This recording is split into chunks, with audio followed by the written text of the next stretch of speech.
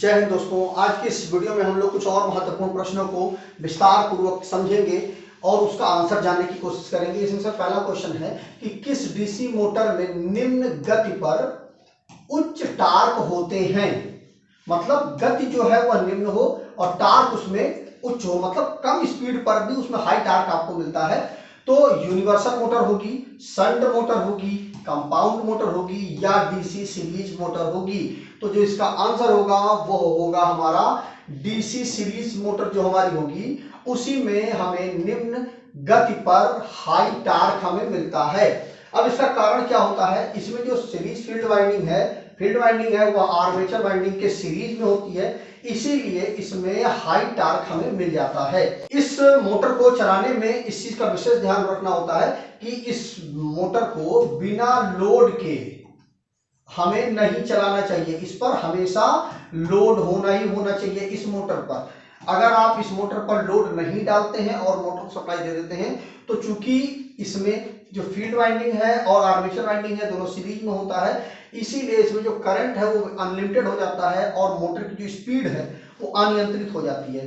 अगर आपने लोड नहीं डाला है तो ये मोटर इतनी स्पीड पर चलेगी कि पूरी मोटर को तोड़ देगी, मोटर खुद ही टूट जाएगी, इतनी ज्यादा स्पीड हो जाएगी। इसीलिए एक हिदायत दी जाती है कि जब भी आप सीरीज मोटर को आप चलाएं तो मोटर को हमेशा लोड पर चलाएं, बिना लोड के आप इसको प्रयोग ना यूज करें तो निम्न गति पर इसमें हाई टार्क आपको मिल जाता है।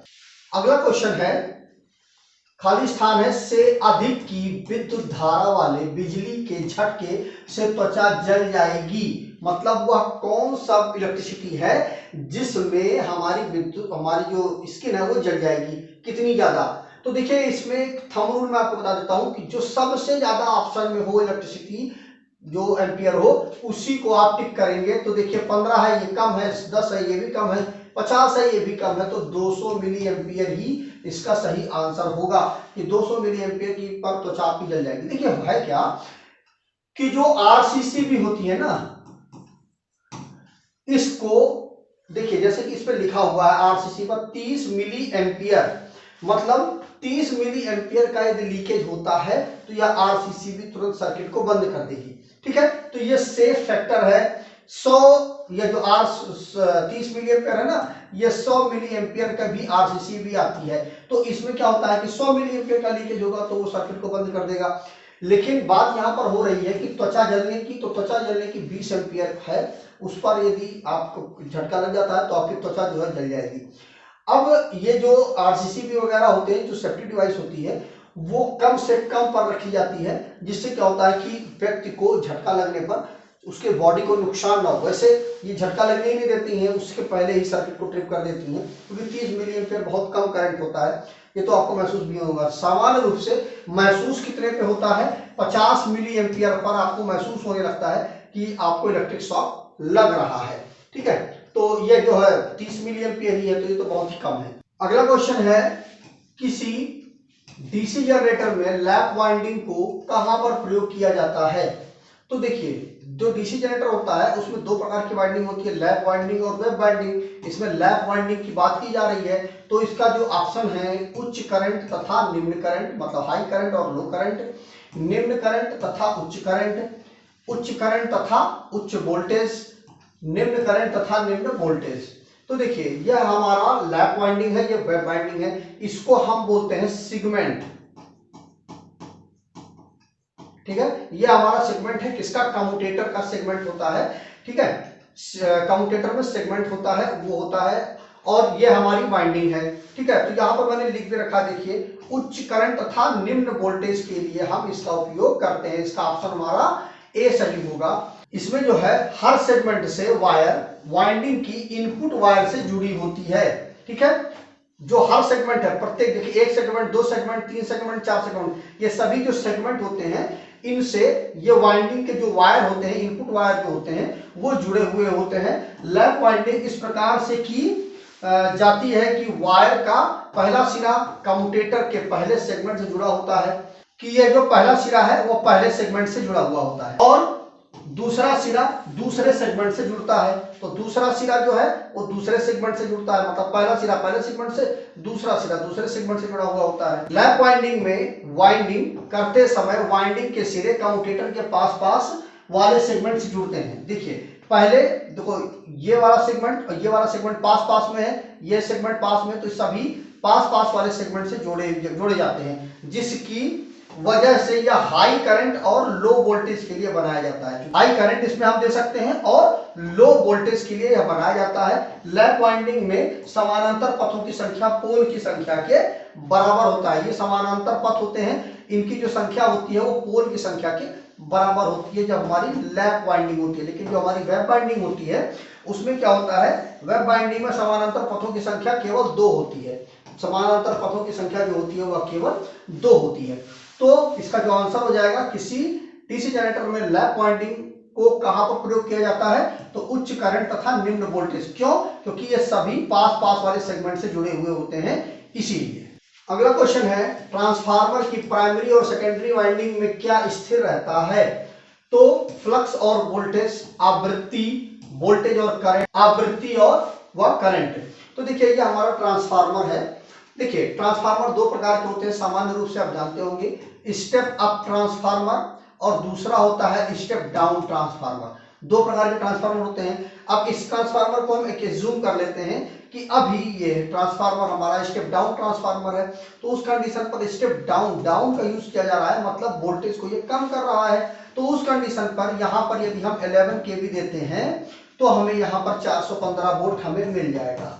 ठीक है, तो यहां पर इसने वोल्टेज को देखिए 11 केवी था, मतलब 11000 वोल्ट था, इसको इसने 415 वोल्ट में बदल दिया, मतलब यह मान स्थिर नहीं है। और बात क्या कहा जा रहा है, स्थिर मान की बात की जा रही है। तो देखिए इसमें जो करंट होता है वह भी स्थिर नहीं रहता है।